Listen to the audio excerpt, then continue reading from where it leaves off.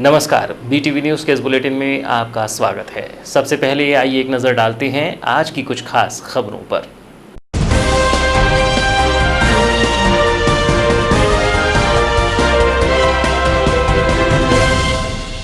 जिले में मिले 2 और कोरोना पॉजिटिव मरीज। जिले में कोरोना पॉजिटिव मरीजों की संख्या बढ़कर हुई 8। वारासिवनी क्षेत्र के वार्ड क्रमांक 9 का है मामला।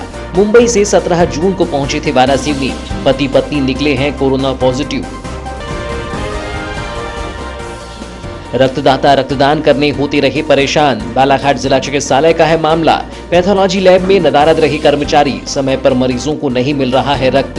कोरोना काल में ब्लड बैंक में रक्त की है कमी।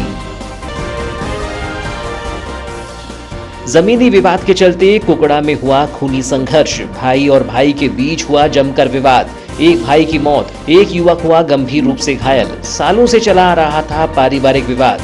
मामले में पुलिस ने 3 लोगों को किया गिरफ्तार। और अब समाचार विस्तार से। जिले में 22 जून को कोरोना पॉजिटिव मरीजों की संख्या में फिर इजाफा हुआ है। 22 जून की शाम में ICMR लैब जबलपुर से आई जांच रिपोर्ट में 2 रिपोर्ट कोरोना पॉजिटिव पाई हैं, जिसके बाद दोनों ही कोरोना पॉजिटिव मरीज को बालाघाट के डेडिकेटेड कोविड केयर हॉस्पिटल में भर्ती कराया गया है।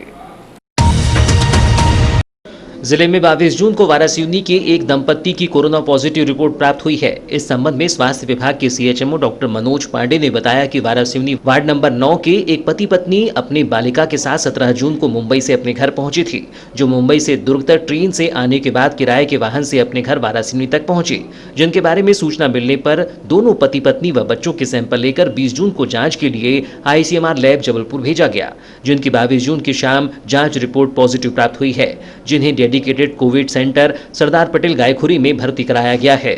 जिले में अब तक वर्तमान में 8 कोरोना पॉजिटिव मरीज भर्ती हैं, जिनका उपचार किया जा रहा है। वहीं सूत्रों से मिली जानकारी के अनुसार कोरोना पॉजिटिव महिला वर्तमान में गर्भवती है, जो कि मुंबई अपने मायके अपने पति सहित एक 5 वर्षीय बालिका के साथ पहुंची थी, जो कि 2 दिनों से अपने घर में ही रहे, जिसके बाद स्वास्थ्य विभाग की टीम ने उन्हें क्वारंटाइन सेंटर में रखा था।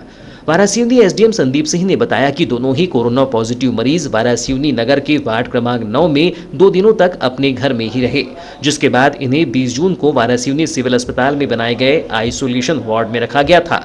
उन्होंने बताया कि दोनों ही कोरोना पॉजिटिव मरीज अपने परिवार के साथ ही घर पर ही रहे, जिनके भी सैंपल लिए जाएंगे। उन्होंने बताया कि दोनों ही पॉजिटिव मरीजों की ट्रैवल हिस्ट्री की जानकारी ले ली गई है। जिला अस्पताल में रविवार के दिन रक्तदान करने आए रक्तदाता पैथोलॉजी लैब में टेक्नीशियन उपस्थित नहीं होने से परेशान होते रहे। लैब तकनीशियनों के नदारद रहने से बिना रक्त दिए रक्तदाता वापस लौट गए, जिससे अस्पताल में भर्ती मरीज जिनको रक्त की आवश्यकता थी, समय पर रक्त नहीं मिलने से परेशान होना पड़ा। गौरतलब हो कि जिला अस्पताल में पैथोलॉजी लैब में हमेशा लैब टेक्नीशियनों को उपस्थित रहना चाहिए, जिससे किसी भी समय मरीज को रक्त की आवश्यकता पड़ सकती है। लेकिन कई बार पैथोलॉजी लैब में कर्मचारियों के मौजूद नहीं रहने से रक्त की आवश्यकता पड़ने पर मरीजों के परिजनों को परेशान होना पड़ता है।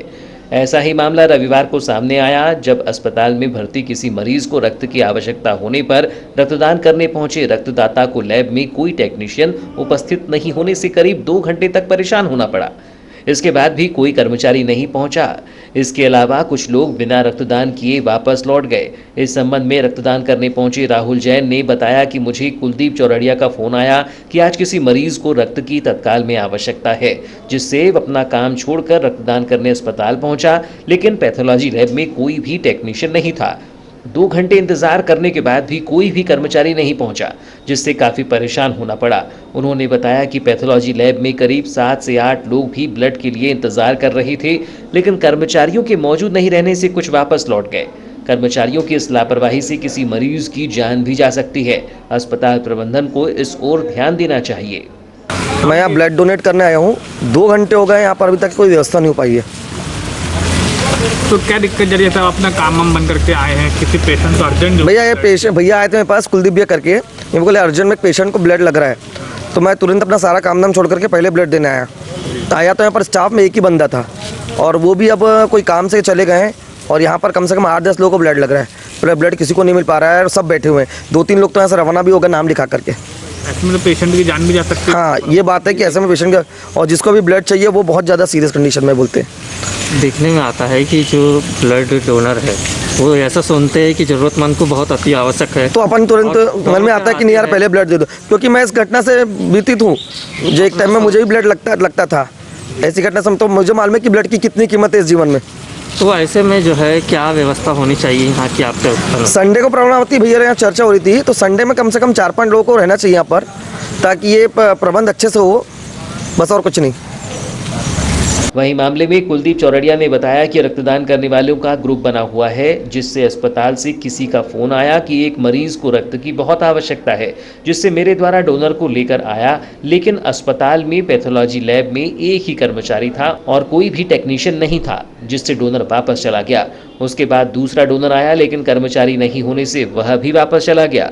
उसके बाद राहुल जैन को बुलाया गया। 2 घंटे तक इंतजार करने के बाद भी कोई कर्मचारी नहीं पहुंचा। बताया गया कि रविवार को लोगों को रक्त के लिए काफ़ी परेशान होना पड़ता है। यहाँ कर्मचारी उपस्थित नहीं रहते हैं। इमरजेंसी सेवा है, यहाँ 24 घंटे लैब में कर्मचारी उपस्थित रहना चाहिए। यहाँ से यानी ब्लड ग्रुप वालों का जो ग्रुप बना हुआ है, तो उसमें फ़ोन आया था कि भैया मेरे को यहाँ पर ब्लड की अर्जेंट आवश्यकता है। तो वही ब्लड डोनर को लेकर के आया था मैं साथ में। तो यहाँ पर स्टाफ आज संडे होने की वजह से स्टाफ है नहीं, और स्टाफ में सिर्फ एक ही आदमी है, तो ले नहीं पा रहा है। तो फिर अभी एक डोनर को लेके आया था, तो वो वापस चले गया। फिर दोबारा लेके आया, फिर स्टाफ ने नहीं ले पाया, तो फिर वापस चले गया। अभी फिर दूसरा भी जो ब्लड डोनर आया है, वो भी उनका भी ब्लड नहीं ले पाने के कारण वो भी वापस चले गए, जा रहे हैं। कितना तो ये परिस्थितियाँ ऐसा कब तक कि हम लोग ये करेंगे? हम लोग अपनी दुकानदारी छोड़ करके आते हैं। 2 घंटा हो गया, 2 घंटे से ज़्यादा समय हो गया हम लोग यहाँ खड़े हुए हैं। अभी तो लैब टेक्नीशियन कोई भी नहीं है? कोई भी नहीं है अभी यहाँ पर। तो ये आए दिन ये समस्या आती है कि सिर्फ आज ही ये समस्या है, हर संडे आती है? संडे के दिन ज़्यादा रहती है, जिसमें तो आवश्यक सेवा, इसमें तो 24 घंटे ऑन ड्यूटी रहना ही चाहिए बिल्कुल, चाहे संडे हो या कोई भी दिन हो।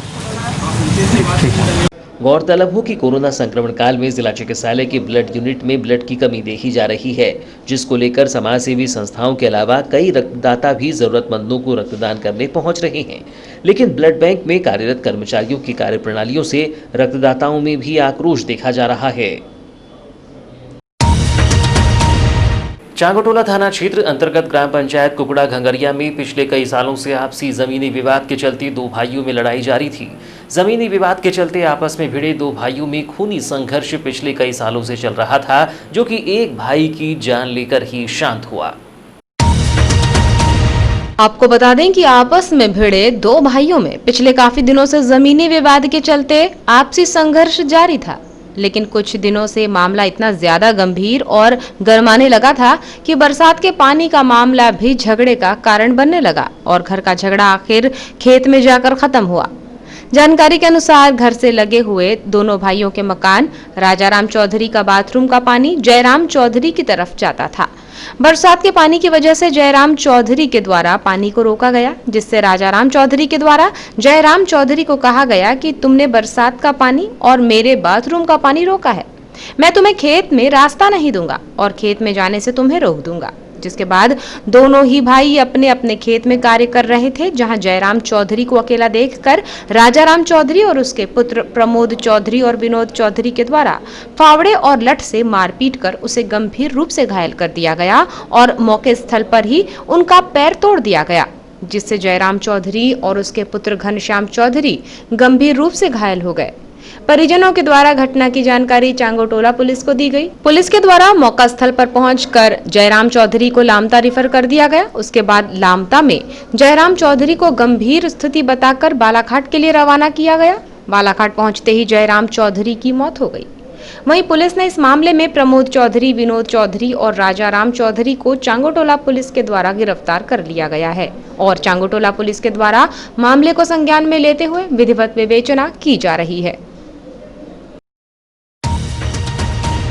नगर के अंबेडकर चौक से जयस्तंभ चौक मार्ग पर सूर्य नमस्कार के 12 योगासनों की अलग अलग आसन करते हुए 12 प्रतिमाएं स्थापित की गई हैं, जिनका 21 जून अंतर्राष्ट्रीय योग दिवस पर अनावरण होना था, लेकिन प्रशासन द्वारा योग दिवस पर प्रतिमाओं का अनावरण नहीं किया गया, जिससे लोगों में इसके अनावरण को लेकर चर्चा व्याप्त है।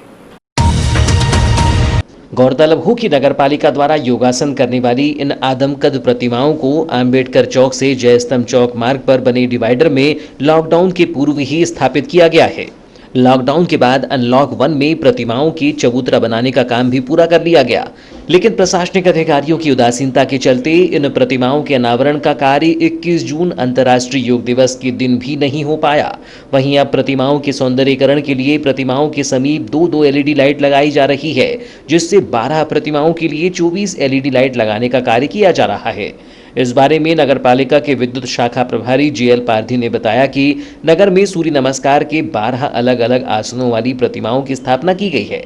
लोगों को अपनी ओर आकर्षित करने के लिए प्रतिमाओं के समीप 2-2 एलईडी लाइट लगाई जा रही है, जिससे रात्रि के समय भी दूर से ही लोगों को प्रतिमाएं नजर आएंगी। जितनी प्रतिमा लगी हुई है उस पर लोगों को आकर्षित करने के लिए नगर पालिका द्वारा यहाँ पे प्रतिमाओं के आगे पीछे लाइट लगी रहेगी, जिससे लोगों को दिखे, अच्छा दिखे और उसको देख के लोग कम से कम योगा आसन। कैसी लाइट लगी रहेगी, क्या प्रोजेक्ट तैयार किया गया है? प्रोजेक्ट ये तैयार किया गया इसमें एलईडी लाइट लगने वाली है 30-30 वाट की, यानी मूर्ति के 4 फीट आगे और 4 फीट पीछे, ताकि लोग उधर से आए तो दिखे और उधर से जाए भी दिखे, दोनों तरफ से मूर्तियाँ दिखना चाहिए। कितने नग लाइट यहाँ पर लगा? यहाँ पे 12 मूर्ति है, 12 मूर्ति से 24 लाइट एलईडी लाइट लगने वाली है। कब तक ये लगा के पूर्ण करने का इसका लक्ष्य बनाया? इसका पूर्ण कम से कम 15 दिन में हो जाएगा। सरकार द्वारा हर रोज पेट्रोल और डीजल के दामों को कम ज्यादा किया जा रहा है, जिससे पेट्रोल डीजल के दाम को लेकर उपभोक्ता परेशान हैं। प्रदेश में 7 जून के बाद से पेट्रोल और डीजल के दाम में लगातार बढ़ोतरी हो रही है, जिससे वाहन चालकों के खर्चों पर आर्थिक बोझ पड़ रहा है। गौरतलब हो कि पेट्रोल और डीजल के दामों में 7 जून से अब तक पेट्रोल के दाम में करीब 8 रुपये 98 पैसे व डीजल के दाम में 9 रुपये 50 पैसे की वृद्धि हुई है। 7 जून को पेट्रोल का दाम 80 रुपये 1 पैसा था, जो 22 जून तक बढ़कर 88 रुपये 99 पैसे हो गया है, और डीजल का दाम 7 जून को 70 रुपये 55 पैसे था, जो 22 जून तक बढ़कर 80 रुपये 3 पैसे हो गया है। शासन द्वारा हर रोज डीजल पेट्रोल के दाम में वृद्धि की जा रही है। कोरोना महामारी के चलते लॉकडाउन की स्थिति में बसों का संचालन बंद होने से आमजनों को भी बाइक व किराए के वाहनों से आवश्यक कार्य से बाहर आना जाना करना पड़ता है। ऐसे में पेट्रोल और डीजल का दाम बढ़ने से उन्हें आर्थिक दिक्कतों का सामना करना पड़ रहा है, लेकिन शासन पेट्रोल डीजल के बढ़ते दामों में अंकुश लगाने नाकाम साबित हो रहा है। फिलहाल समाचारों में वक्त है एक छोटे से ब्रेक का। ब्रेक के बाद हम फौरन हाजिर होते हैं, तब तक बने रहिए बीटीवी न्यूज के साथ।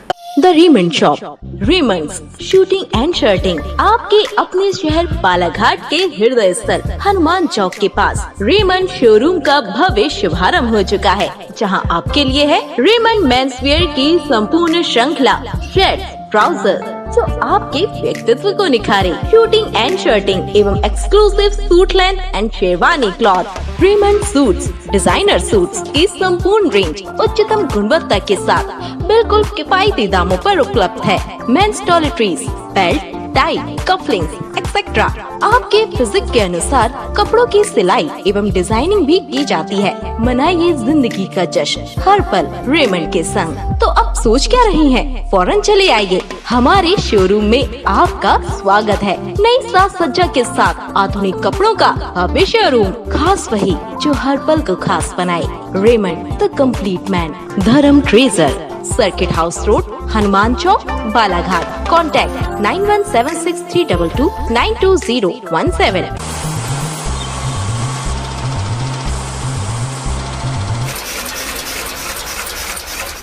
बालाघाट जिले की निष्पक्ष निर्भीक खबरों के लिए पढ़ते रहें जिले का सर्वाधिक लोकप्रिय विश्वसनीय अखबार दिव्य एक्सप्रेस। बालाघाट, छिंदवाड़ा, सिवनी, बैतूल, नरसिंहपुर, मंडला जिलों से प्रसारित। विज्ञापन हेतु संपर्क करें 9399213808, 8109853142। कार्यालय दीनबंधु चौक, बालाघाट। कटंगी पठार क्षेत्र की जीवनदायिनी बावनथड़ी नदी से रेत ठेकेदारों द्वारा मशीनों से रेत का उत्खनन किए जाने पर रोक लगाने की मांग को लेकर पठार संघर्ष समिति ने कलेक्टर को ज्ञापन सौंपा, जिसमें कहा गया कि जीवनदायिनी नदियों से ठेकेदारों द्वारा पर्यावरण सुरक्षा के मानकों के विरुद्ध मशीनों से रेत का खनन किया जा रहा है। ज्ञापन सौंपने पहुंचे पठार संघर्ष समिति संयोजक दीपक पुष्प तोड़े ने बताया कि कटंगी क्षेत्र के रेत खदान बुनकट्टा, कोड़बी, बमनी, हरदोली और चंदकुआ पठार क्षेत्र की बावनथड़ी नदी से ठेकेदारों द्वारा मशीनों से रेत का अवैध उत्खनन किया जा रहा है। उन्होंने बताया कि विगत वर्षों में भी बावनथड़ी नदी से मशीनों द्वारा रेत का अवैध उत्खनन करने से नदी का अस्तित्व खो चुका है और क्षेत्र का जलस्तर काफी नीचे चला गया था, जिसको संज्ञान में लेकर प्रशासन द्वारा मशीनों से उत्खनन को लेकर रोक लगाई गई थी। लेकिन वर्तमान में नदियों में मशीनों से रेत को उत्खनन किए जाने से नदी का अस्तित्व खतरे में है। क्षेत्र के लोगों को जलस्तर नीचे चले जाने से पानी के लिए भी परेशान होना पड़ेगा। मशीनों से रेत खनन करने से रेत खुदाई गहराई तक किए जाने से नदी गहरी हो जाएगी और नदी किनारों की जमीन का भी कटाव होगा। इसके पूर्व मशीनों से रेत खनन होने पर नदी किनारों की कृषि भूमि का कटाव होने से कृषकों को इसका खामियाजा भुगतना पड़ा है। उन्होंने शासन प्रशासन से मांग की है कि नदियों में मशीनों से किए जा रहे रेत खनन पर तत्काल रोक लगाई जाए। इस बारे में जयरंजन बिंझोड़े ने बताया कि रेत ठेकेदारों द्वारा पर्यावरण को ताक पर रखकर मशीनों से नदी घाटों से रेत का अवैध उत्खनन किया जा रहा है। पूर्व में सरकार ने मशीनों से रेत खनन पर रोक लगाई थी, लेकिन वर्तमान में धड़ल्ले से मशीनों से रेत का खनन किया जा रहा है। इस पर रोक लगाने एनजीटी और मध्य प्रदेश सरकार को ज्ञापन दिया गया है। उन्होंने कहा कि 7 दिन में खनन पर रोक नहीं लगाई गई तो उच्च न्यायालय में याचिका दायर की जाएगी। पर्यावरण को ताक पे रखते हुए मशीनों के द्वारा नदी के अंदर बेजा उत्खनन किया जा रहा है।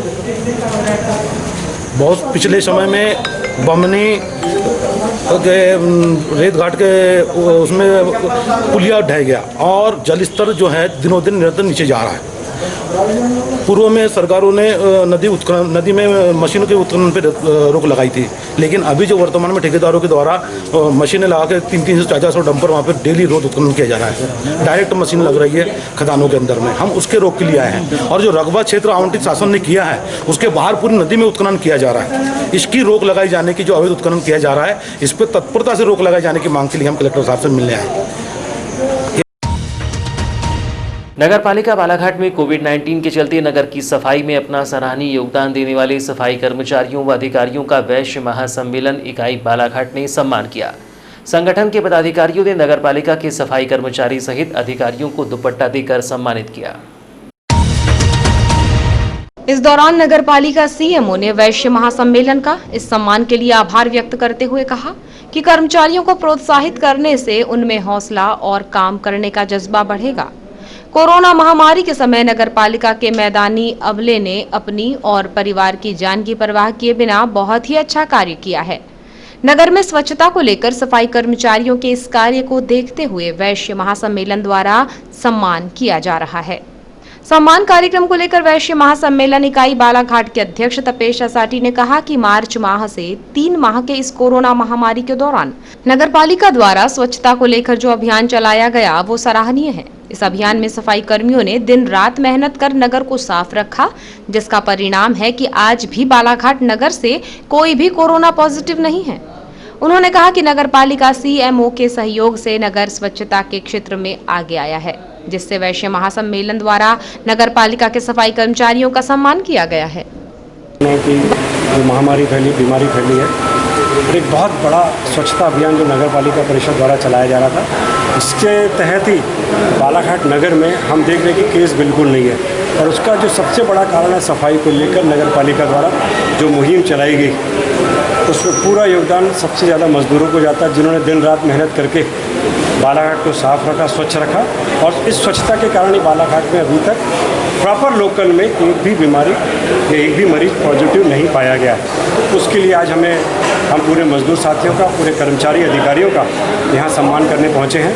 खासतौर पर आदरणीय दिनेश वाघमारे जी, सीएमओ नगरपालिका, जिनके सहयोग से पूरा नगर आज स्वच्छता के क्षेत्र में बहुत आगे आया है। कर्मचारियों ने भी जो दिन रात उस समय मेहनत की और अधिकारियों ने, उसके लिए स्पेशल थैंक्स देने हम लोग आए हैं और एक छोटा सा सम्मान वैश्य महासम्मेलन की ओर से यहाँ आज हम हॉल में करने जा रहे हैं। और सामने प्रांगण में भी आपने देखा कि हमने मजदूर साथियों का, जो अभी भी बहुत सारे साथी यहाँ नहीं पहुँच पाए क्योंकि वो नगर को स्वच्छ करने में लगे हुए हैं, तो उनके लिए पुनः हम पहुँचेंगे एक बार। और आज मजदूर साथियों के साथ कर्मचारियों का और अधिकारियों का सम्मान यहाँ हम करने जा रहे हैं। धन्यवाद। कार्यक्रम में प्रमुख रूप से नगर पालिका सीएमओ दिनेश बाघमारे, उपयंत्री सुरेंद्र राहंगडाले, वैश्य महासम्मेलन अध्यक्ष तपेशा साटी, अभय सेठिया, राजेश वर्मा, वैश्य महासम्मेलन इकाई बालाघाट के जिला प्रभारी सुभाष गुप्ता, सचिव संदीप नेवा, युवा इकाई अध्यक्ष अक्षय कांकरिया, श्रेयांश वैद्य, महेंद्र भाई टांक, वीरेंद्र जैन, गौरव माहेश्वरी, प्रतीक जैन सहित अन्य शामिल रहे। कलेक्टर दीपक आर्य की अध्यक्षता में सोमवार को राष्ट्रीय स्वास्थ्य कार्यक्रमों की समीक्षा बैठक संपन्न हुई। बैठक में जिले के समस्त अनुविभागीय अधिकारी, राजस्व, मुख्य चिकित्सा एवं स्वास्थ्य अधिकारी, खंड चिकित्सा अधिकारी एवं राष्ट्रीय बाल स्वास्थ्य कार्यक्रम के चिकित्सक उपस्थित थे। कलेक्टर दीपक आर्य ने बैठक में स्वास्थ्य अधिकारियों को निर्देशित किया कि कोरोना संकट की वर्तमान परिस्थिति में बुखार के मरीजों को ऑब्जर्वेशन में रखकर उनकी निरंतर जांच करना है। जिले के बाहर से आए लोगों को यदि होम क्वारंटाइन में रखना हो तो उनके घर में डॉक्टर्स को छोड़कर कोई बाहरी आदमी ना आए और न ही कोई घर का आदमी बाहर जाए। यदि कोई व्यक्ति बाहर से आया है तो उसके आने का संपूर्ण ब्यौरा लें और जांच के बाद रिपोर्ट पॉजिटिव आती है तो स्पेशल क्वारंटाइन किया जाए। यदि कोई बाहर से आया है और सूचना नहीं दी गई है तो उस पर FIR करनी है। उन्होंने नोडल अधिकारियों को निर्देशित किया कि ग्रामीण क्षेत्रों में बाहर से आने वाले लोगों की जानकारी ग्राम समितियों और कोटवारों के माध्यम से भी लें। बैठक में बताया गया कि बालाघाट जिले में अब तक कुल 18 मरीज कोरोना पॉजिटिव पाए गए हैं। इसमें से सभी मरीज देश के कोरोना हॉट स्पॉट शहरों से वापस आए हैं। इनमें से 13 मरीज मुंबई, 2 मरीज दिल्ली से आए हैं और 3 मरीज गुजरात से आए हैं। इसलिए बाहर से आने वाले लोगों पर विशेष निगरानी रखना है। बैठक में कलेक्टर आर्य ने कहा कि बाहर से आए लोगों को क्वारंटाइन में रखा जाए और वे जहां हैं वहीं से सैंपल लिए जाएं। ऐसा प्रयास करें कि जांच रिपोर्ट शीघ्र आए। जब तक रिपोर्ट नहीं आती है तब तक उन्हें क्वारंटाइन सेंटर में ही रखें। बैठक में निर्देशित किया गया कि कार्य में किसी भी प्रकार की लापरवाही बर्दाश्त नहीं की जाएगी। सभी BMO को निर्देशित किया गया है कि डॉक्टरों की मीटिंग लेकर कोविड-19 के नियमों का पालन करवाएं। बैहर और लांजी के नक्सल प्रभावित क्षेत्रों की चौकियों पर स्वास्थ्य कैंपों के आयोजन के निर्देश दिए गए। वारासिवनी नगर में विधायक प्रदीप जायसवाल के प्रयासों से स्वीकृत लगभग 1 करोड़ रुपए की राशि से इंडोर स्टेडियम निर्माण कार्य का भूमि पूजन सोमवार की प्रातः सिविल क्लब मैदान के बाजू में किया गया। गौरतलब है कि इंडोर स्टेडियम के निर्माण से युवाओं की बैडमिंटन, टेबल टेनिस, जिम जैसी सुविधाओं की मांग पूरी होने जा रही है। मुख्यमंत्री अधोसंरचना मद की द्वितीय फेज से स्वीकृत इंडोर स्टेडियम को लेकर खेल जगत में बेहद उत्साह बना हुआ है। आज के दौर में भी नगर में बैडमिंटन, टेबल टेनिस, जिम की उच्च स्तरीय विशेष सुविधा नगर में नहीं होने से इन खेलों की प्रतिभाओं के साथ न्याय नहीं हो पा रहा था, किंतु अब निर्माण कार्य प्रारंभ होने से इन खेलों की प्रतिभाओं के चेहरे पर खुशी की चमक साफ देखी जा रही है। गौरतलब है कि इन खेलों के प्रदेश स्तर के खिलाड़ी आज भी नगर में नियम पूर्वक खेल अभ्यास करने के लिए प्रदेश स्तर की सुविधाओं की बाट जो रहे हैं। अब इंडोर स्टेडियम के निर्माण से प्रदेश स्तर की सुविधाएं खेल के क्षेत्र में प्रदान करने के लिए भी अभी से विशेष तैयारियां शुरू करा दी गई हैं। इंडोर स्टेडियम निर्माण कार्य का शुभारंभ सोमवार को शैलेंद्र तिवारी, अमित येरपुड़े, अनिरुद्ध दुबे, नगर पालिका के सब इंजीनियर सुमित मोटवानी आदि ने वैदिक मंत्रों के साथ विधि विधान से निर्माण कार्य प्रारंभ कराया। इस इंडोर स्टेडियम के बारे में जानकारी देते हुए विधायक प्रदीप जायसवाल के साथ ही शैलेंद्र तिवारी ने बताया कि विधायक प्रदीप जायसवाल ने इंडोर स्टेडियम के कार्य को अपनी ड्रीम प्रोजेक्ट में प्राथमिकता से रखा है। जितनी जल्दी हो सके यह कार्य पूर्ण कराया जा रहा है। उन्होंने बताया कि विधायक प्रदीप जायसवाल के प्रयासों से वन विभाग कार्यालय के सामने की सड़क का निर्माण कराया जा रहा है, जिससे बालाघाट मार्ग से लालबर्रा मार्ग को जोड़ा जा सके। इसी तरह स्थानीय मोक्षधाम में सौंदर्यीकरण और वेटिंग हॉल का निर्माण कार्य प्रारंभ कराया जा रहा है।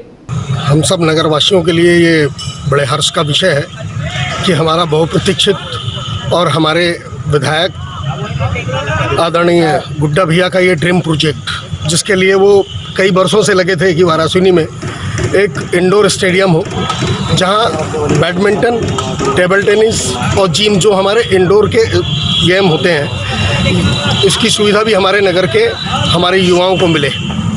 आज बड़ी खुशी की बात है कि आदरणीय गुड्डा भैया के प्रयासों से आज इस इंडोर स्टेडियम का कार्य प्रारंभ किया जा रहा है और बहुत शीघ्र जितने कम से कम समय में अच्छे से अच्छा काम हो सकेगा, इस काम को पूरा किया जा रहा है। और रही बात इस की लागत की, तो ये लगभग 1 करोड़ रुपए की लागत से, लगभग 97-98 लाख रुपए की लागत से ये इस भवन का निर्माण होगा, जिसमें हमारे ज़िले का ये सबसे अच्छा इंडोर गेम के लिए एक इंडोर स्टेडियम बनेगा।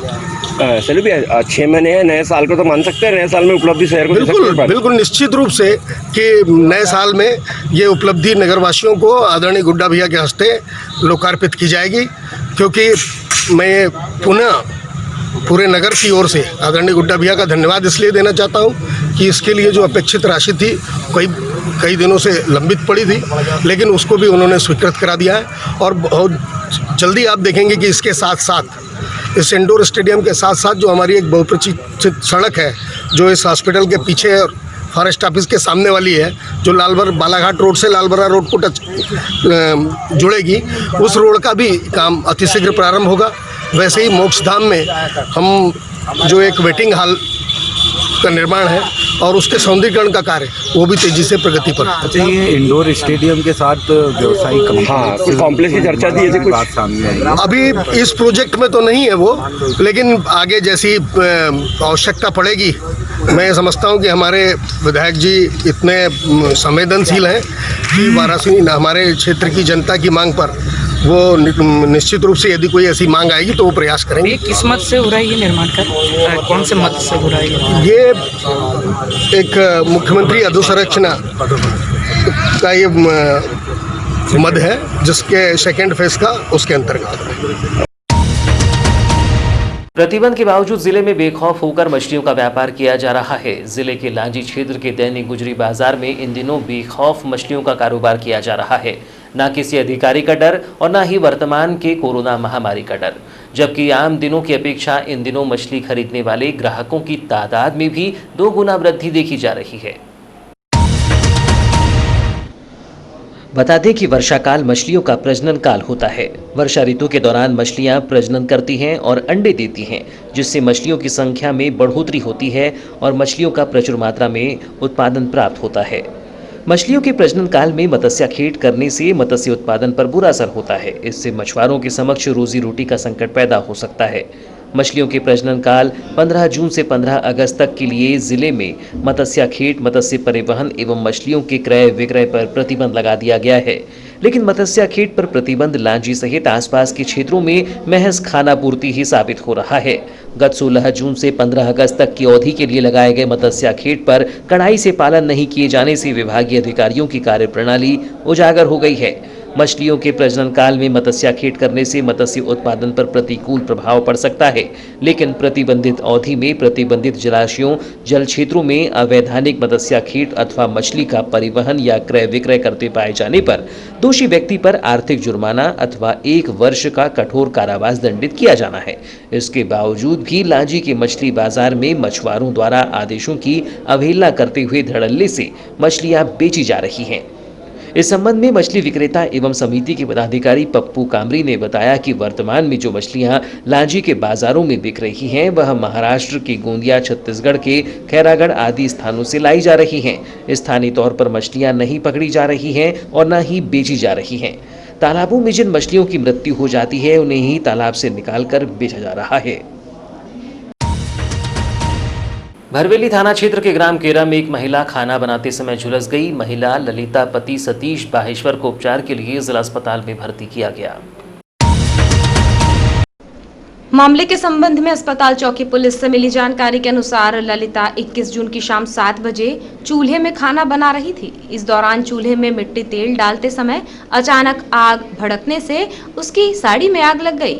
महिला के चिल्लाने पर पति सतीश दौड़कर आया, पानी डालकर आग बुझाई। आग से गंभीर रूप से झुलसी महिला को रात में ही उपचार के लिए जिला अस्पताल लाया गया। उपचार के बाद महिला की हालत में अब सुधार है। और अब अंत में चलते चलते आइए एक नजर डालते हैं आज की कुछ खास खबरों पर।